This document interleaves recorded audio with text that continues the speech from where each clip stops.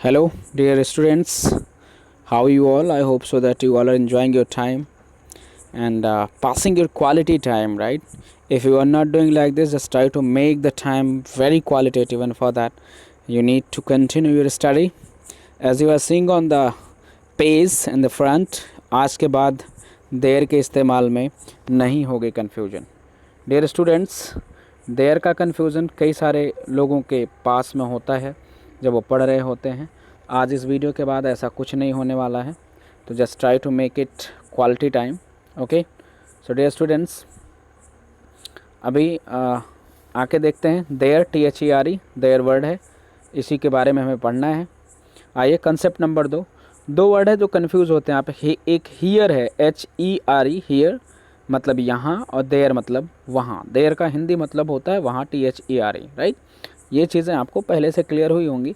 नहीं क्लियर है तो अभी आप देख लीजिए. अगला concept number 2, use of their. तो देयर का यूज़ दो तरीके से होता है डियर स्टूडेंट्स. कई बार सेंटेंस में आपको एज अ सब्जेक्ट दिखेगा देयर, और कई बार एज अ ऑब्जेक्ट दिखेगा. सेंटेंस में कई बार आपको कैसे दिखता है, एज अ सब्जेक्ट और ऑब्जेक्ट दोनों दिखेगा. आपको सब्जेक्ट भी दिखेगा और एज अ ऑब्जेक्ट भी दिखेगा, राइट. तो इन सारी चीज़ों को भी आपको समझ के चलना है. आगे की स्लाइड में हम लोग कुछ और देखने वाले हैं. अगर किसी सिंपल सेंटेंस में सब्जेक्ट और ऑब्जेक्ट में से कोई एक ना हो तो आपको उसकी जगह देयर का प्रयोग करना होगा. जैसा कि मैंने स्टूडेंट्स बताया कि देयर का यूज़ सब्जेक्ट की तरह भी होता है और ऑब्जेक्ट की तरह होता है. अगर नहीं है तो आप उसका यूज़ देयर का यूज़ करेंगे, अगर सब्जेक्ट नहीं है तब, या फिर सेंटेंस में ऑब्जेक्ट नहीं है तब. आइए एग्जांपल से समझेंगे चीज़ों को, लेकिन उसके पहले दो चीज़ें देख लें. ऐसे वाक्यों में सब्जेक्ट की जगह पर देयर और ऑब्जेक्ट की जगह पर सब्जेक्ट का प्रयोग भी कर सकते हैं. समझ में आ रहा है.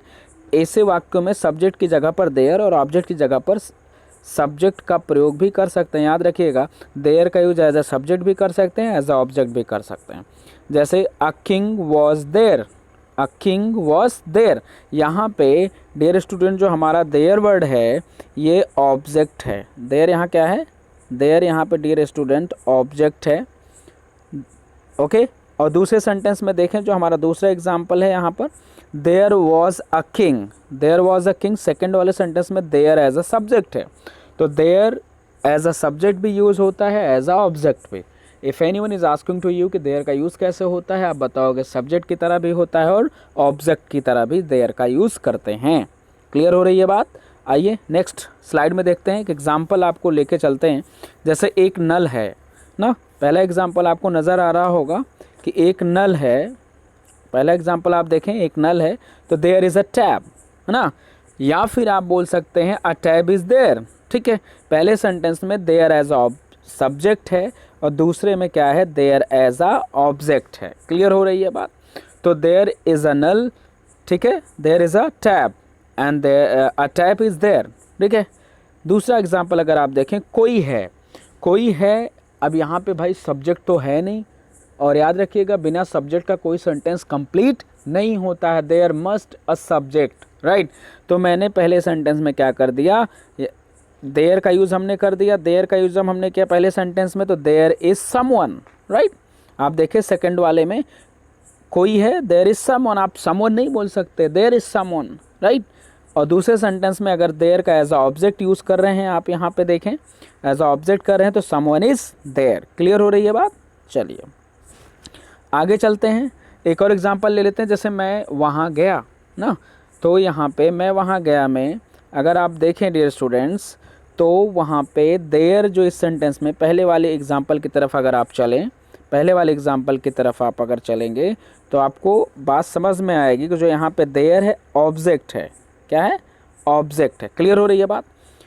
तो मैं वहाँ गया, आई वेंट देयर, या आप देयर को सब्जेक्ट की तरह यूज़ करेंगे तो आप बोलेंगे there went I. There went I थोड़ा सा आपको ऑड लग सकता है, बट करेक्ट है, इसमें कहीं कोई दिक्कत नहीं है. आप चौथे एग्जाम्पल की तरफ अगर आप चल रहे हैं डियर स्टूडेंट्स, चौथे एग्जाम्पल की तरफ अगर आप चल रहे हैं, यहाँ कोई नहीं है, तो आप बोल सकते हैं here is no one, here is no one. यहाँ पे हेयर का यूज़ है, हेयर इज़ नो वन ना, या नो वन इज़ हेयर. आप दोनों तरीके से बोल सकते हैं. हेयर को भी एज अ सब्जेक्ट यूज़ कर सकते हैं डियर स्टूडेंट्स. ठीक है ना. हेयर को कैसे कर सकते हैं आप, एज अ सब्जेक्ट यूज़ कर सकते हैं, एज अ ऑब्जेक्ट यूज़ कर सकते हैं. हेयर इज़ नो वन, यहाँ पे हेयर सब्जेक्ट है, और दूसरे में देखेंगे तो यहाँ पे हेयर ऑब्जेक्ट है. क्लियर हो रही है बात. तो डियर स्टूडेंट्स, ये था देयर का यूज़। देयर का यूज़ एज अ सब्जेक्ट भी करते हैं, एज अ ऑब्जेक्ट भी करते हैं, राइट। समझ में आया। देयर का हिंदी मतलब होता है वहाँ। देयर का हिंदी मतलब क्या होता है? वहाँ, एक प्लेस की तरफ ये इंडिकेट करता है।